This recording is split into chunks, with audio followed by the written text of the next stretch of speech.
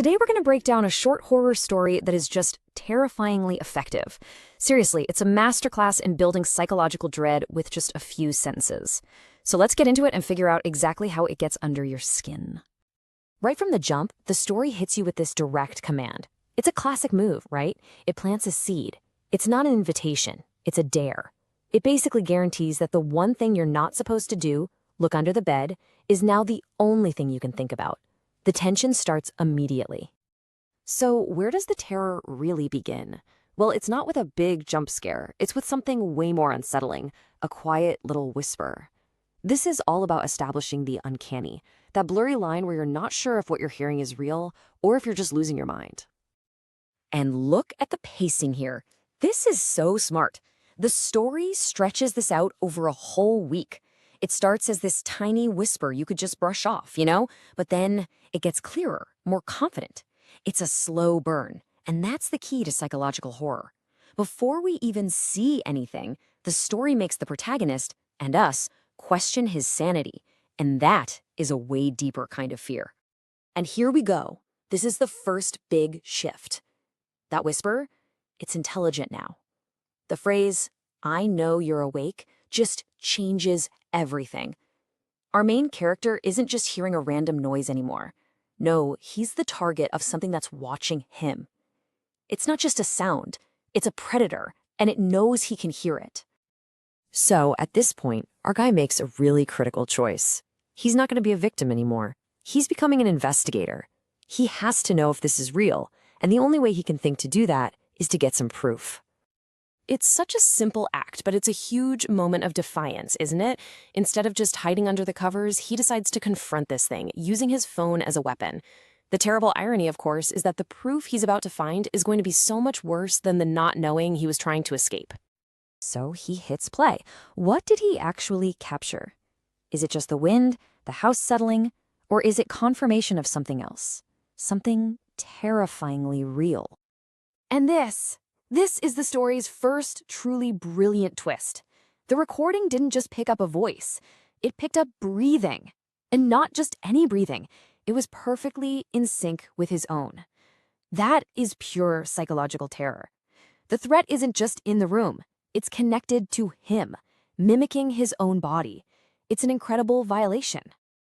Okay, so now he knows it's real, and his whole strategy changes. He's not just defending anymore. He's going on the offense. He's not just recording the room. He's actively poking the bear, shoving his phone right into its territory. He's demanding a response. And oh boy, does he get a response. This line is absolutely bone-chilling. Not yet implies there's a plan, a timetable. But the real horror is in those last two words. I'm still growing. This completely reframes the threat. This isn't some ghost that's just there. This is an organism. It's developing, evolving, and it's not even at full strength yet. What we're watching here is a perfect textbook example of narrative escalation. Every single discovery, the whisper, the breathing, the voice, it all just methodically turns up the heat. The author is tightening the screws one by one, pulling us deeper and deeper into this nightmare, right along with the character. So far, all the horror has been stuff you hear, right? It's been in your head. But the story's about to make a huge shift. We're crossing a line now from the psychological into the terrifyingly physical. The way this is described is just masterful. It's not just a noise. It's this deliberate construction of a monster in your mind. One little tap becomes many. Then those fingers become a whole hand. And then a hand becomes several. The story forces you to picture this multi-limbed thing assembling itself just inches below you. And this is the line that connects it all. That growing from before, well, now it's almost ready. The vague thread is now a physical creature, and its plan, whatever it is about to happen. That feeling of dread just becomes completely overwhelming. So our protagonist has finally had enough. I mean, who wouldn't? The only logical thing to do is get out of there. But the story has one more awful twist waiting. The final confrontation is coming, but it's nothing like what we were expecting.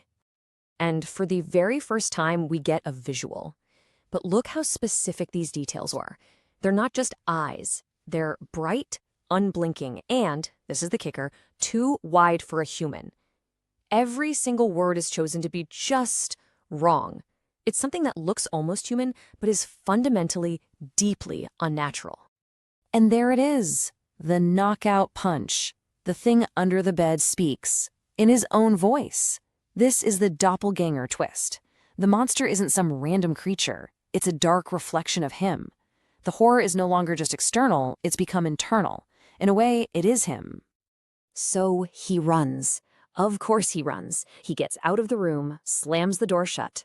But the final, brutal lesson of this story is that you can't just run from some things. Physical distance? It's an illusion. And for just a second, the story lets you breathe. You read this and you think, okay, phew, he got away. It feels like it's over. He survived. The immediate danger is gone. And then you get this final, devastating gut punch. The threat was never the bed. The bed was just where it was hiding. By showing that the tapping has moved, the story confirms the absolute worst. This thing is mobile, it's relentless, and it followed him. The safe place he ran to is just another trap. 2 words. That's all it takes to end everything. The horrifying game of hide and seek is over. There's no more growing, no more waiting. The hunt is done. And the story just leaves you there with the bone-chilling certainty of what happens next. Subscribe, like, share, don't forget.